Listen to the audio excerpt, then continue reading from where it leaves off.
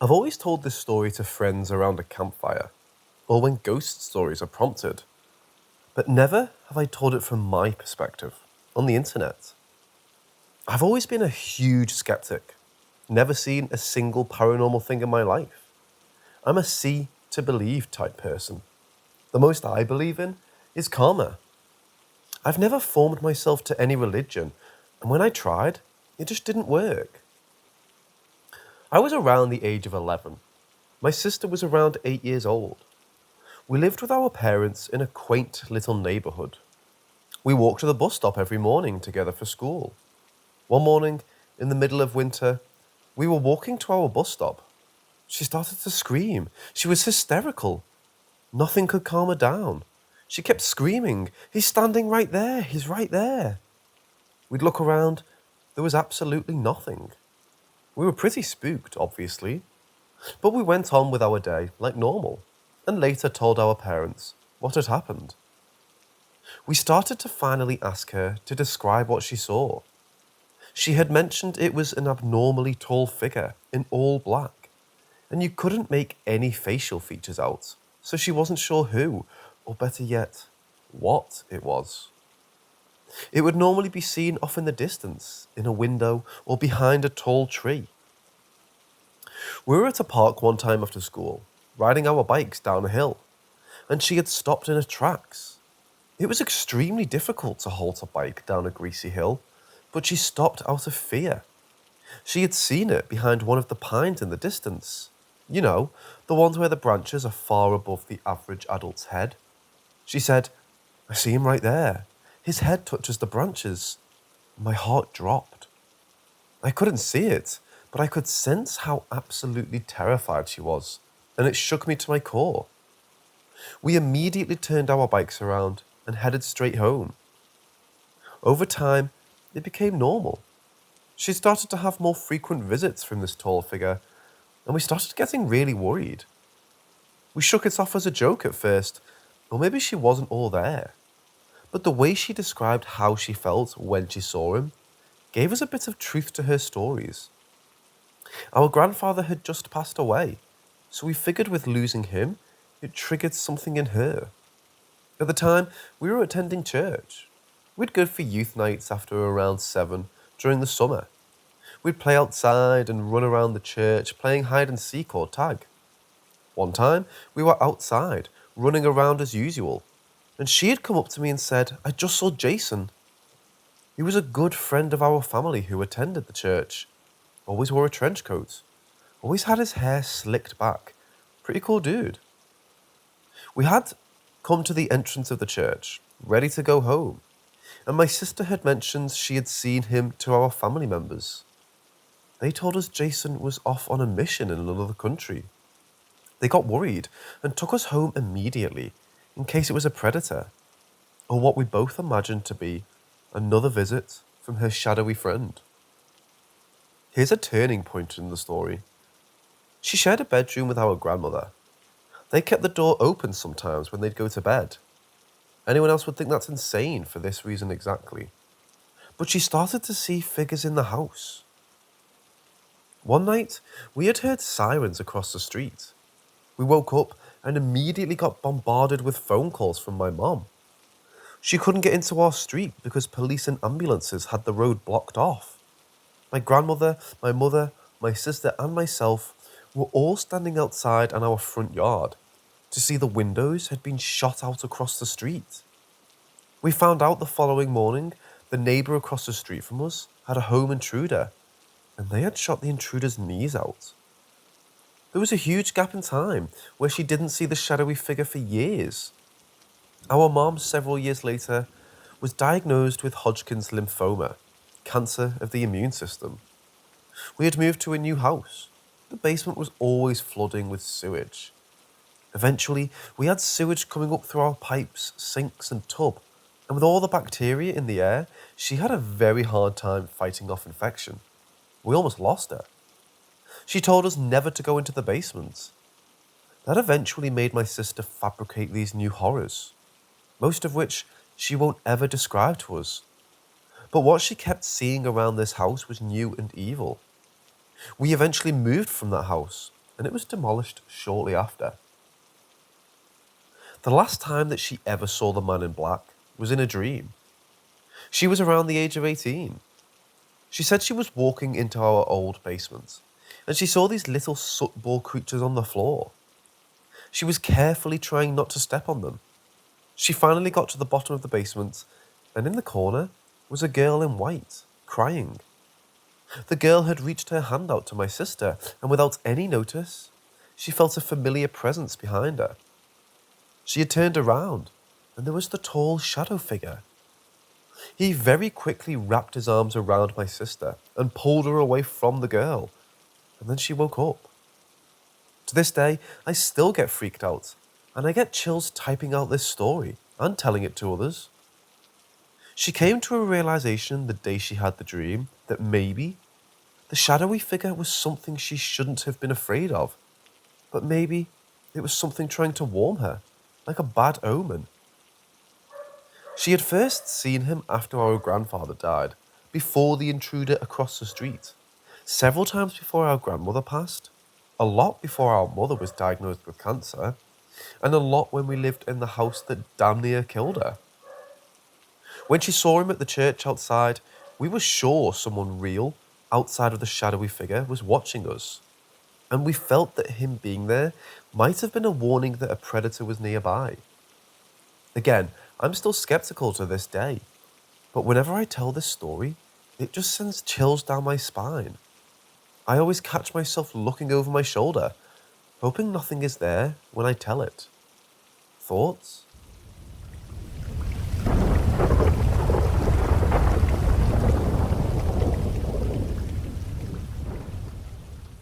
Growing up, I never experienced anything paranormal until a few years back.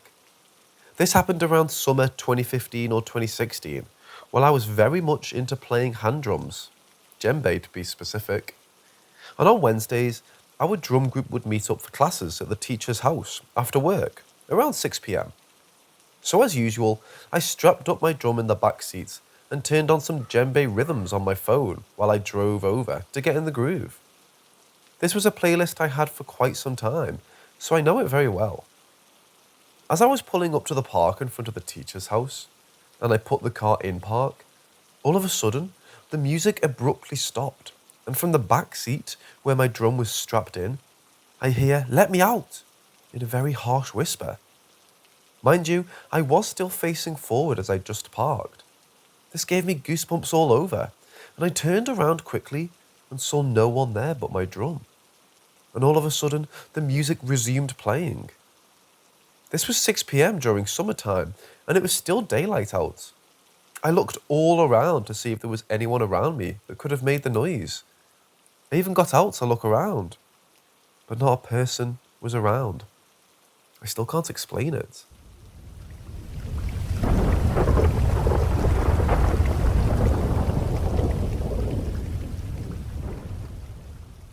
As we all know, paranormal stories are a great pastime.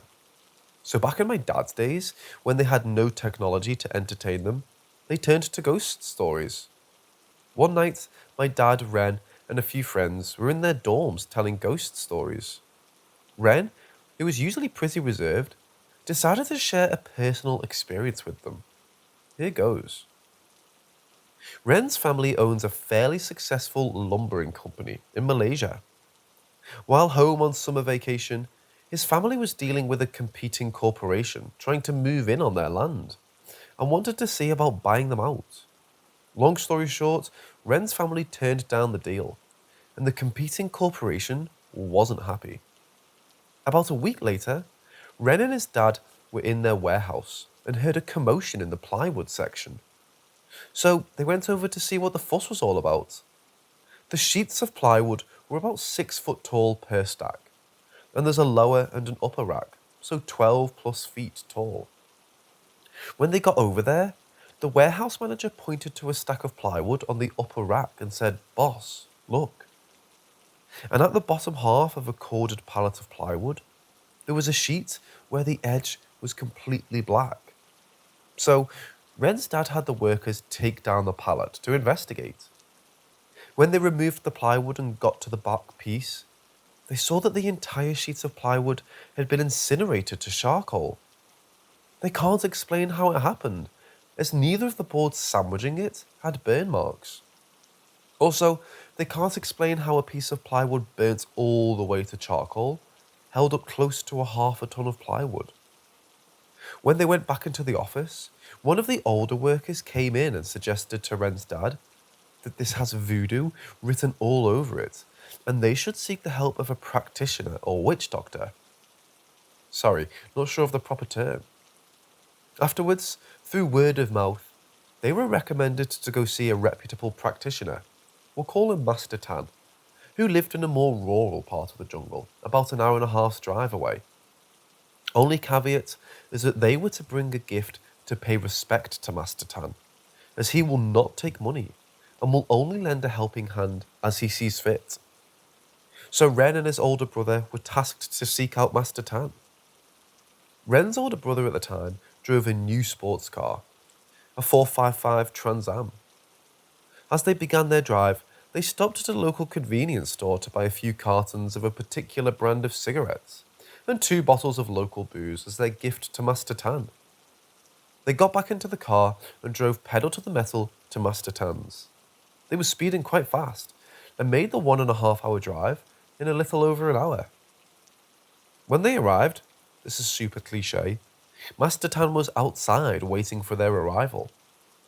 As Ren and his brother greeted him and presented him his gift, Master Tan's response was, "I was expecting you. There's no need to say any more. I will speak to your family and lend you a helping hand." Without asking for their address, they parted ways.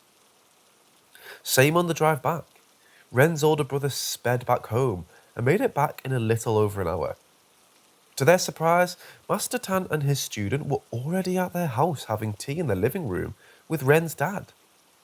Ren's dad said that Master Tan had been there for 15 minutes waiting for them to get back. They couldn't explain how Master Tan could get there before them, as they were travelling very fast and didn't make any pit stops.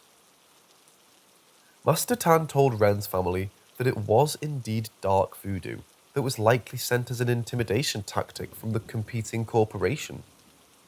But he promised that he will help sort out the issues. He handed the family a jar of ash. It was blessed ashes of paper talismans. Master Tan instructed the family that he will have a battle with the competing corporation's practitioner tonight, and that the family have to lock themselves in their rooms and create a barrier with the ash by sprinkling at the bottom of their doors. And no matter what they hear, do not come out of their rooms until the break of light. The sun finally sets, and Master Tan ushers the family into their rooms. Throughout the night, Ren said that it sounded as if a tropical storm was happening outside his room. When daybreak, they came out of their rooms to the living room furniture and house in shambles, as if a tornado hit it. Being a skeptic, I just imagined Master Tan and his assistant just going apeshit in the house while the family is locked in their rooms. But who would do that just for some cigarettes and booze and no payment? Master Tan looked very worn out, as if he had spent 10 years overnight. Master Tan said that he had defeated the other practitioner and that they had agreed to stop the attacks, and that it was time for him to go home and be cleansed and rest.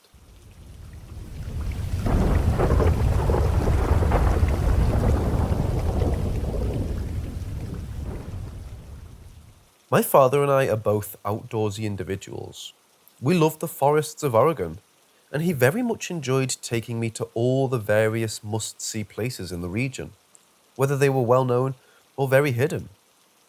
One of these places he took me to I'll never forget. It's called Miller Lake, and it's kind of southeast of the Oregon Caves National Monument. The place, now that I recall, wasn't terribly large, but my memory could be mistaken. For the hike around the lake itself was quite long. However, we didn't make it that far into the hike. It was a warm morning, like most here in Oregon, and we had just parked up to head on a trip to wherever my dad felt like taking us that day. It was just me, my stepmom, my father, and my little brother, who wasn't much younger than I was. We had thrown everything into the Jeep and were prepared to head off. The drive was quite long and boring, as most were, and I remember seeing many locations pass by on the way there. Locations we had visited countless times. As the roads got more narrow and houses became less common on the sides of the road, I saw less and less familiar areas, up until I was in completely unrecognizable territory. I know that most roads around here are just crappy back streets ending in sketchy gravel roads up mountains, but you really grow to recognize some places once you've been down Glendale or up the Rogue River a few times. This road was no exception. It got more and more narrow, going from a frequented highway to a two-lane street, all the way to an old single-lane road. Eventually, it ended off on a gravel pathway just large enough for vehicles to traverse.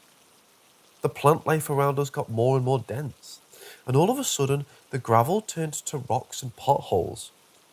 We were officially in the middle of nowhere. The path wasn't too bad, and the vehicle we were in could handle it well. It was raised and had massive tyres, which I mention because that'll have significance later on in the story. We drove further on, until we came to a rocky turnaround at the base of a rundown trail marker. The path that we could see wound up a mountain face, in a section that was a less steep space between the mountains neighbouring it. The towering trees on all sides cast a shadow upon us, offering us temporary protection from the brutal summer heat that was soon to come. We got out, grabbed our heavy load, and trekked up the pathway. It was a side-winding path made of loose rocks and dust, and it got rather hellish at certain points. It took us quite a while to get up, and I'd say the hike was about half a mile. When we got to the top, we were greeted with a sorry excuse for a lake in place of the incredible swimming hole it was chalked up to. The edges were far too steep to actually provide shallow water to play in, and the majority of the bank was blocked by old drifting logs. A bit of a disappointment, but still no day ruiner, for me and my dad had planned to fish the waters. We set up in the blazing sun that was now upon us, because there was no area with shade. It seemed like the entire habitable area of the lake's shore was made up of gravel, and it felt like such a thin surface area to border the lake. Once we were set up, I grabbed my rod, connected the ends, and started casting into the lake. Now I do think I could have opted into better bait, because what I had equipped was actually more for the flowing waters of rivers, but nonetheless it was still doable. I kept casting to no prevail, before getting rather worn out from the heat. I set down my rod and took more notice of the area around me. We were at the end of the lake that was open and led up to the trail back to the parking area, and on the opposite side, all we could see was trees and a steep hill going up. The lake was almost embedded into the mountain, with the other end being a sheer cliff with no shore. There was a trail going around the perimeter of the lake, and I assumed it would lead to an area where we could overlook it from atop the hill. There was, however, a sense of unease, looking into the dense tree line on the opposite side, and remembering how going there would only be taking us further from civilization. I shook this feeling off as a sense of annoyance grew on us from the many bugs swarming around. Dad poured out bug spray and covered us in it as an attempt to ward off the flying fiends. Once it settled onto us, my brother and I decided we'd try and hop into the lake. We hesitantly climbed down into the eerie waters below, and realized that the lake itself was unusually cold. I quickly crawled out of the unpleasant waters, for there was also a sense of angst from the steep decline in the shores. We both dried off. Our stepmother proposed that we should try hiking around the trail in hopes to see more, and potentially lose the increasing crowd of insects. We all agreed, and began to set off on foot up the steep hill overlooking the side of the lake. The open, scorching area quickly turned to a dense brush as we returned to the woods, and we all soon began to grow quite unhappy. The bugs were only getting worse, to a point really unusual for a place not as rural as some others I've been to. We also began to get this creeping feeling of being watched, and I kept frantically darting my eyes around the sides of the trail. That's when it struck me.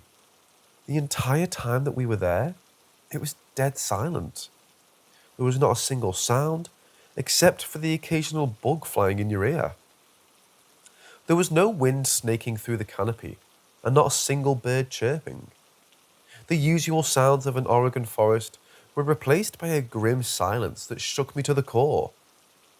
As all these dreadful feelings increased, I also began to really notice how inexplicably uneasy I felt. It was not just your typical annoyance from all around you. It was a combination of mixed negative emotions that were, even on their own, not something you'd want to be having while out in the middle of the forest. We quickly became too overwhelmed, and we hastily turned around. The feeling of being watched only worsened, and our happy feelings and expressions were completely gone at this point. I could sense dread on everyone's faces. I was, for certain, being watched. We got back down to our area and quickly packed our cooler, chairs, and fishing rods. My dad even told me to throw our trash bag in the cooler, even though there was still food in there. I happily complied, and we set off back down the trail. The feelings we had were at an awful breaking point, and we began to take notice to the haunting energy each other felt. That's when it happened. There was a slight dirt wall on the side of the path where the trail was carved out, and it was made up of loose rock and dry dirt. A few pebbles rolled down from there like something disturbed them. Not everyone took notice, but those who did ushered our small group on a quicker rate. The pebbles kept falling in small amounts randomly, up until a bunch of pebbles and a stone rolled down right next to us. My dad dropped everything he had in his hands, and he had his handgun out for a second. He aimed it around in a way I'd never seen before. I could tell he was freaked out. No, terrified. And we all were too. He left the thing he was holding on the trail, not bothering to pick it back up, and kept the bag of valuables on his shoulder. He told us all to get in front of him on the trail, and he basically had our backs, so no one struggled behind. Those next few seconds felt like a blur. We got down to the Jeep in a time quicker than the ascent and threw everything into the trunk, without making sure it was in snugly. My dad hopped into the driver's seat, locked the doors, and turned us around to drive out of there. We were all on the brink of pure panic, still contemplating what the hell was going on, and stayed completely silent. We pulled out of the turnaround, and then we felt it. The Jeep shook and dipped like it had just had a blowout. Instantly, our dad stepped on the brakes and started hopping aloud that it wasn't a flat tyre. After hearing that we might have just gotten a flat, my brother and I started getting worried as hell, and rightfully so. Dad stepped out and checked the tyre. If it was a flat, we'd be screwed. The Jeep had a jack and a spare, but there was no way in hell we'd be able to change it. The jack was too short for the Jeep because it was a stock jack, and the Jeep had been raised by the previous owners, and the tyres were massive, so that wouldn't be of help at all. All of a sudden, I heard him exclaim that it wasn't a flat, and he climbed back in. He continued on down the road, and we made it home safely, not stopping for anything the whole way back. Aftermath. This story gives me anxiety just thinking about it, because I have no explanation for what happened. We were the only people out there, because the gravel road we parked on was the only way there, and no other vehicles were spotted the entire time. The lack of sound was really freaky looking back at it, because in nature, a lack of sound usually indicates a predator is nearby, or so I'm told. I don't know if I've put enough emphasis on this, but the place was dead silent, not a sound to be heard. And the feeling of being watched, now that's freaky as hell. And it scares me just thinking we actually endured that. And finally, the bugs. We have pesky bugs, yes, but they're not normally that many. Although this one could probably just be ruled up to an abundance in the general area. But it was still insane how many there were. I've never been through something that bad hiking ever, and it only got worse as we progressed down the trail. Maybe them warding us off was for the best. Maybe if we went any further, we would have found something that's not meant for our eyes. Now, the gravel falling, that could have been an animal, but how come we hadn't seen anything up until that point?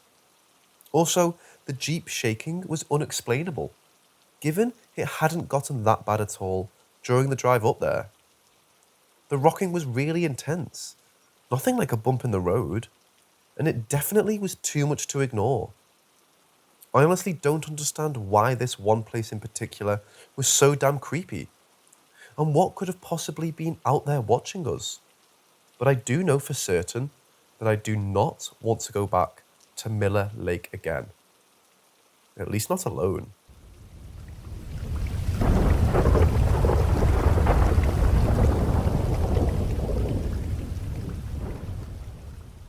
So I have no clue exactly what the fuck I saw one night, so I'm hoping you guys could help me identify it. I have a long history of seeing the paranormal, but this one night freaks me out. I've seen my sister's energy or something attached to her before. I have no clue because it looks like her, but she's usually on the other side of the house when I see her.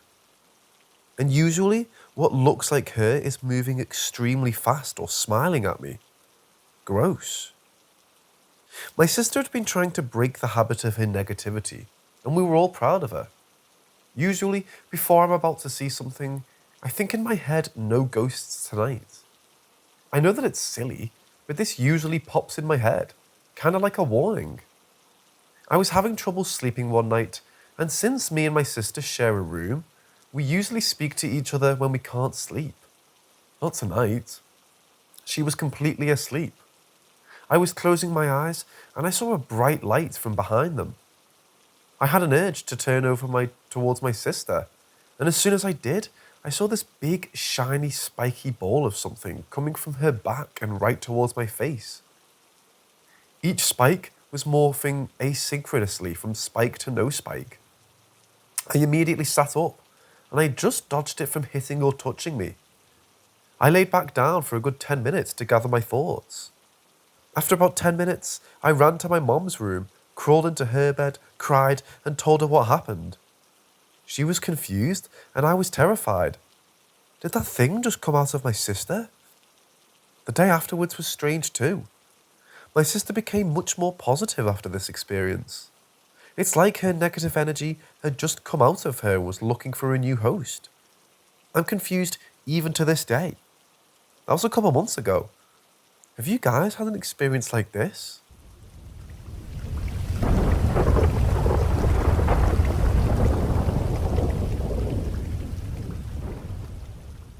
Background. Where I grew up, there's a big old park with an old manor house and hall. The hall, I believe, was originally built in the 16th century, with the house being built later on during the 17th century. The same family remained at this house all of their lives, and the park and house are still named after them. Many people have spoken about how haunted it is, with stories of a blue lady whose love was sealed in the tunnel they built under the house, and other spirits who just roam the halls. And so, I was visiting this park recently for a bit of nostalgia, as I haven't been in years. I can always remember my mother telling me of a man she saw in the top window, looking out at the view with a pointy nose, bushy moustache, top hat and cape on, so she felt he was from the 1800s era. I've always felt a very strong presence on the other side there, due to its rich history going back decades, but myself have never experienced any ghosts. My mother told me she would never forget his face, so I did some research myself into the family. I decided to tell her some facts, show her the family tree, and see just if she could remember who it was. I showed her a range of pictures of people from the family and people not from the family. My dad, who doesn't believe in spirits, you see. And I showed her a photo of George Alfred Haydenbest, a man who had lived in the 1800s and had actually started the building of the front house. He died before the house was fully furnished, but lived quite a long life for the decade. She saw his face and said she would never forget him. Shivers went down her spine and she couldn't get over it. I can't find any reason as to why it wouldn't be him, to be honest. He started the building of this house as he hated the hall behind it, but never saw it finished. I believe he now roams the halls peacefully, enjoying the view in his finished house.